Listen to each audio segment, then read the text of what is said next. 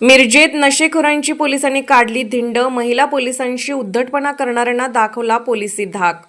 सांगली जिल्ह्यातील मिरज शहरात नशेखोरांनी गेल्या काही दिवसांपासून स्टेशन आणि बस स्थानक परिसरात दहशत माजवली होती। प्रवाशांना धमकावणे, मारहाण करणे आणि लूटमार करण्याच्या घटना वाढल्याने नागरिक त्रस्त झाले होते। आज पुन्हा स्टँड परिसरात काही नशेखोरांनी दहशत माजवत महिला पोलिसांशी उद्धट वर्तन केले।